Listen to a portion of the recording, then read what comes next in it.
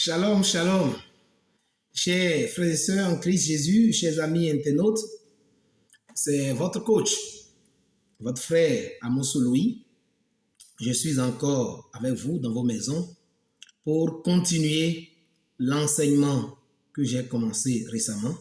5 principes bibliques pour acquérir la richesse.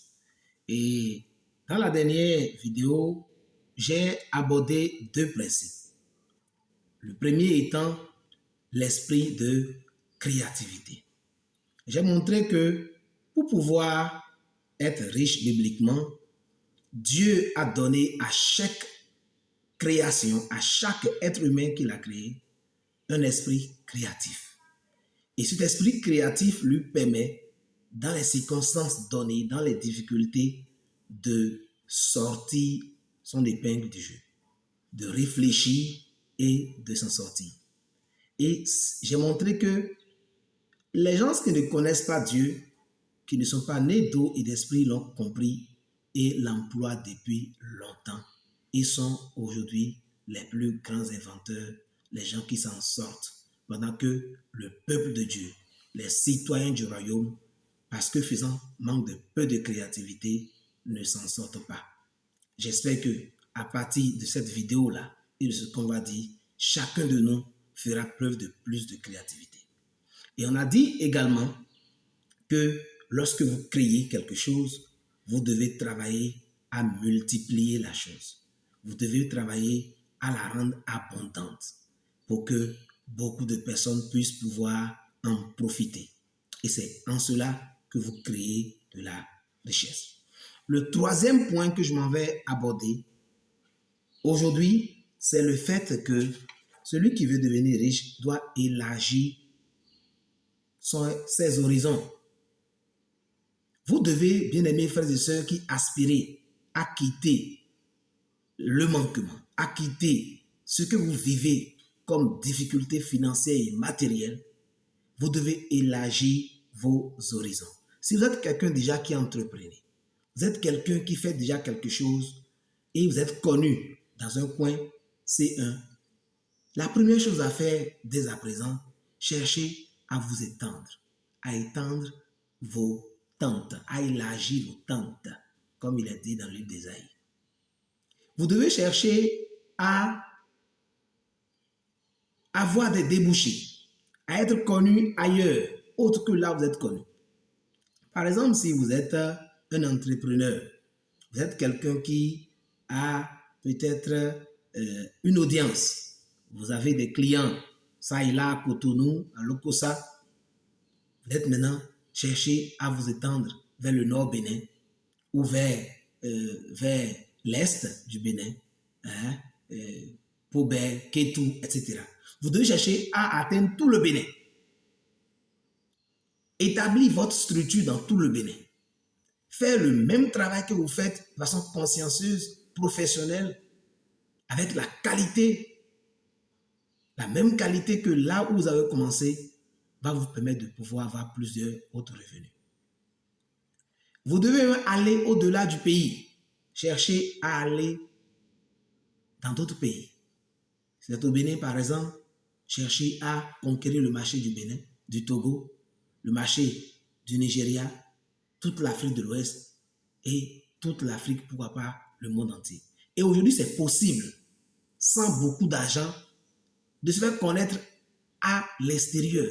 Nous avons Facebook, nous avons YouTube. En tant qu'un petit entrepreneur, vous pouvez peut-être être gestionnaire d'un simple cafétéria où vous faites du bon lait caillé, vous faites des shawarma, vous faites du bon café avec d'omelette, tout ce que vous faites. Vous pouvez donc créer un site web, vous pouvez créer une page YouTube, une page Facebook où vous publiez ce que vous faites. Ça permettra à des gens qui sont dans différents lieux qui ont envie de manger, de vous connaître et de venir manger ce que vous faites. Il suffit seulement de ne pas faire ce que tout le monde fait. On n'a pas de créativité. Si vous faites ce que tout le monde fait, on ne viendra pas chez vous.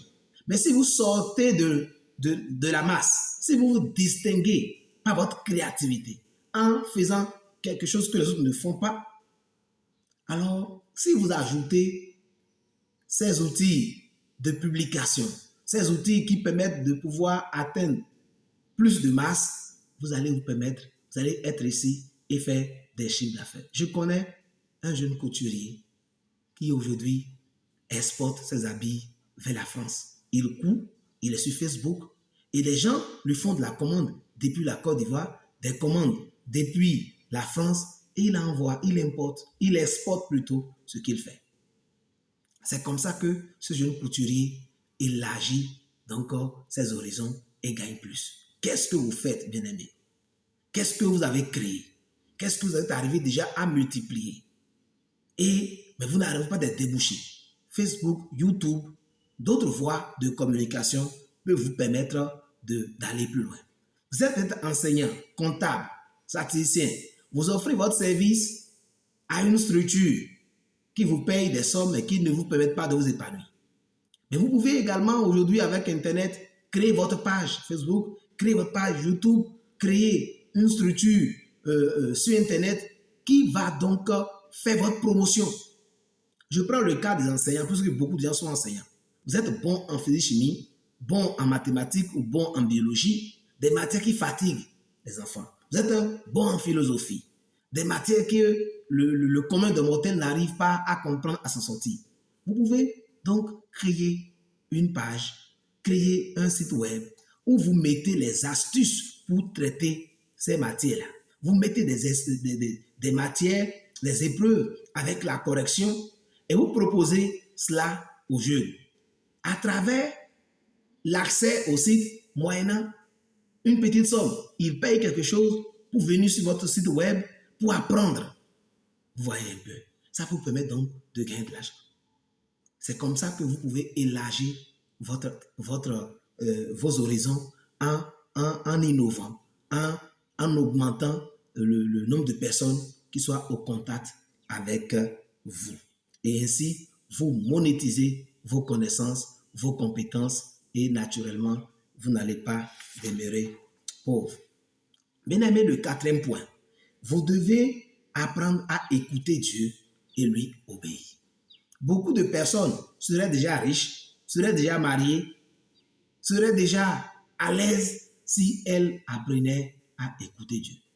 Une chose est de prier beaucoup. Dieu donne-moi et de chasser les démons. Mais l'autre chose, c'est de vraiment apprendre à écouter le Seigneur. Dieu nous parle par sa parole. Dieu nous parle par son esprit qui est en nous. Pas des soupirs inexprimables, pas des idées qui nous communiquent à notre cœur. Mais quand Dieu parle et que vous n'obéissez pas, vous ne pouvez pas donc être dans l'abondance. Parfois, le bon berger qu'il est, il veut nous conduire dans le vrai pâturage. David dit dans le psaume 23, « L'Éternel est mon berger, je ne manquerai de rien. » Mais si Dieu est votre berger, il doit pouvoir vous parler et vous montrer donc la route qui conduit au vrai pâturage. Le pâturage dans lequel Dieu va vous amener aujourd'hui n'est pas forcément le pâturage dans lequel il va vous amener demain. Et les chrétiens souvent ignorent cela. Beaucoup de gens ignorent cela. Ils pensent que Dieu fera la même chose de la même manière. Non, nous devons être constamment à l'écoute de Dieu. Quand vous méditez la parole de Dieu, ne vous pressez pas à partir. Vous lisez la Bible au point d'attendre que vous découvriez quelque chose que Dieu vous dit personnellement sur votre situation. Et vous ne devez pas attendre forcément que Dieu vous dise ce que vous voulez entendre. Mais, Seigneur, qu'est-ce que tu as à me dire? Saint-Esprit, tu habites en moi. Qu'est-ce que tu as à me dire? Et quand vous avez la chance d'être baptisé dans le Saint-Esprit et que vous apprenez à écouter Dieu, Dieu changera votre situation parce qu'il vous communiquera des idées qui vont révolutionner vos vies. Prenons quelques exemples dans la Bible, des gens qui ont écouté Dieu et dont les situations ont changé. Le premier exemple, c'est le cas d'Abraham. Abraham ne connaissait pas le Dieu de la Bible. Aujourd'hui, il est le père de la foi. Pourquoi? Parce que Abraham, Dieu s'est révélé à lui un jour. Et Dieu lui a dit, va dans le pays que je te montrerai. Abraham a écouté, puisque dans ce pays, les gens adoraient des dieux. Mais il a entendu, il a eu cette révélation. Il a su que quelqu'un lui a parlé et que c'est un Dieu. Bien qu'il ne le connaissait pas, Abraham a obéi. Et Dieu lui a dit, parce que tu m'as obéi, je ferai de toi le père d'une multitude. Abraham n'avait même pas encore d'enfant. Tu seras le père d'une grande nation. Des nations seront bénies en toi. Quand Abraham a obéi, nous remarquons que le long de son parcours, quand il a toujours entendu Dieu, il a toujours obéi. Et Genèse 13 nous montre au verset 2 que Abraham était très riche en troupeaux, en argent et en or. Abraham est devenu riche en écoutant Dieu, en suivant Dieu.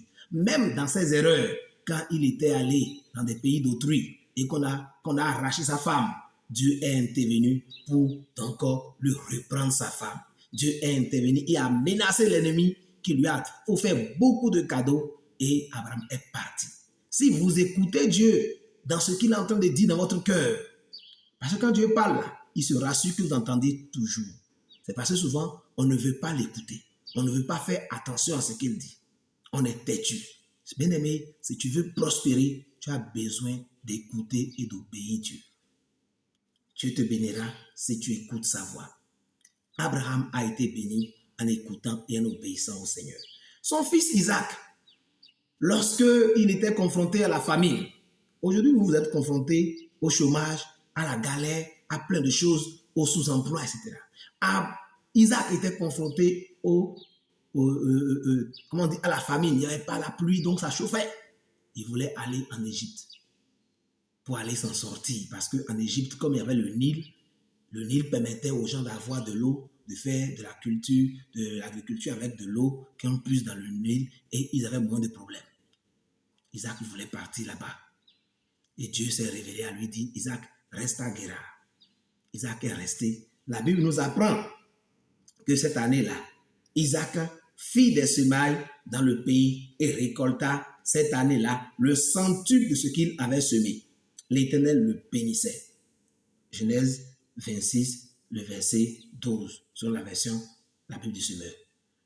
Le centuple, on a dit, il n'y en a pas dit une fois ou deux fois, à normal. Il a fait une récolte extraordinaire. Bien aimé, si vous voulez devenir riche, il y a des richesses qu'on obtient de façon extraordinaire. Il y a des gens qui sont devenus riches de façon extraordinaire. Parce que Dieu était avec eux, Dieu les défendait, Dieu les gardait, Dieu les protégeait contre vents et marées. Mais il faut entendre la voix du Seigneur et poser le pas. Aller semer là où Dieu a de semer. Aller faire le métier qu'il faut. Si vous n'êtes pas à votre place, à la place que Dieu a choisie pour vous bénir, vous ne pourrez pas être béni. Surtout si vous êtes chrétien. Si vous n'êtes pas à la place que Dieu a choisie pour vous bénir, vous ne pourrez pas être béni et vous allez croire que le Dieu aime la pauvreté alors que c'est faux. J'ai fait l'expérience. Lorsque Dieu vous met quelque part, il met toujours là ce qu'il faut pour votre élévation. Cette vidéo ne peut pas nous permettre de faire dédier tout ça, mais je vous dis la vérité, bien-aimés. Écoutez et obéissez à Dieu et vous ne regretterez pas. La cinquième chose que vous devez faire si vous voulez rentrer dans votre héritage, fini avec la pauvreté, la misère, le manquement, vous devez, valoriser le don ou le talent naturel que Dieu a mis en vous. Vous devez valoriser le don ou le talent naturel que Dieu a mis en vous. Bien-aimés, vous n'êtes pas le fruit d'un hasard. La Bible dit Dieu fait toutes choses bonnes en son temps. Et quand il crée un individu, il le crée en réponse à un problème de l'humanité. Vous êtes la réponse divine à un problème de votre temps, à un problème de l'humanité. Et si vous comprenez cela pour agir, vous ne manquerez pas. Tous les individus qui comprennent cela, qui savent qu'ils ne sont pas le fruit d'un hasard, qui sont un être spécial, qui sont un cadeau divin pour ce monde et qui réfléchissent pour découvrir ce que Dieu a mis en eux, s'en sortent toujours. Alléluia. Quand vous découvrez ce pourquoi vous avez été créé, quand vous découvrez le talent qui vous accompagne, votre talent est spécial. Personne dans ce monde n'a exactement le même talent, la même capacité que vous. Comme quelqu'un l'a dit, on peut imiter l'original, mais on ne peut pas égaler l'original. La photocopie n'est pas égale à l'original. Alléluia, bien que semblable. En découvrant ce don et en agissant, vous serez sollicité par les humains et vous serez récompensé. Vous ne pouvez pas être une solution aux humains, une solution aux problèmes des hommes et manquer d'être récompensé. Et quand vous êtes une solution, vous êtes toujours béni et récompensé. Quelles sont les preuves bibliques de cela? Prenons le cas de Salomon. Salomon, la Bible dit, était un roi très riche, prospère. Il était sage et très riche. Mais qu'est-ce qui a fait que Salomon était riche? Est-ce que Dieu a envoyé l'argent du ciel vers Salomon? Non. Dieu lui a donné la sagesse. C'était un don spécial qu'il a reçu de Dieu. Cette sagesse qu'il avait attirait les gens vers lui. La manière dont le sucre attire les mouches. C'est comme ça que Salomon attirait les grands rois de son temps, attirait les riches de son temps. Parce que les gens savaient que quand on rencontre Salomon, on apprend quelque chose, on devient meilleur. Et on allait donc naturellement vers Salomon. Vous lisez, si vous lisez 2 Chroniques 9, 22 à 28, vous voyez ce que je suis en train de dire. Il est dit, le roi Salomon surpassa tous les rois de la terre par sa richesse et sa sagesse. Tous les rois de la terre cherchaient à le rencontrer pour se mettre à l'écoute de la sagesse que Dieu lui avait donnée. Et chaque année, les visiteurs lui apportaient leurs présents, des objets d'argent et d'or, des vêtements, des armes, des épices et des parfums, des chevaux et des mulets. Fin de citation. Quand vous lisez tout le passage, vous vous rendez compte que la sagesse spéciale que Salomon avait lui a valu chaque fois des visites extraordinaires, des rois et des reines, des gouverneurs, des gens venaient le rencontrer. Et quand il venait avec des cadeaux et des cadeaux, des dons, des matériaux, des chevaux. Comment tu vas être là chaque fois à recevoir des cadeaux, des dons comme ça et manquer de quoi pour voir tes besoins, et manquer de quoi à évoluer, et manquer de quoi être riche? Bien-aimé, vous avez une capacité, vous avez un talent, vous avez un don que vous pouvez mettre à la disposition de l'humanité. Et quand vous allez commencer par le faire, les gens ne vont pas vous oublier. Les gens vont vous solliciter. Peut-être vous avez une belle voix pour chanter. Mettez-vous à chanter. Créez un album. Chantez. Et les gens vous appelleront. Les gens vont acheter vos CD. Vous pouvez faire des choses que les gens n'arrivent pas à faire. Peut-être être bon en sport. Mettez-vous-en. Mettez-vous-y. Faites le sport. Excellez dans le sport. Et l'humanité viendra vous regarder, vous acclamer et vous serez récompensé. Bien-aimés, je viens donc de parler de 5 principes bibliques par lesquels, d'accord, Dieu a prévu que chaque individu prospère, à savoir avoir un esprit de créativité. Deuxièmement, être capable de multiplier ce que vous créez. Troisièmement, être capable d'étendre vos horizons, c'est-à-dire de diversifier les zones dans lesquelles vous exercez votre don. Vous vendez vos fruits, vous vendez vos créations. Quatrième don, quatrième possibilité, écoutez Dieu et lui obéir vous ouvrira des portes inestimables. Et cinquièmement, il faut travailler, d'accord, à valoriser votre don, le don naturel, la qualité exceptionnelle que vous sentez que vous avez. Valorisez cette qualité-là et le monde ne peut pas vous oublier. Quand vous allez lire les livres en développement personnel, vous allez voir que ces principes-là, même si ce n'est pas dit de la même manière, ça vient vers ce que je viens de vous dire. Et le Seigneur ne manquera pas de vous élever et de vous bénir.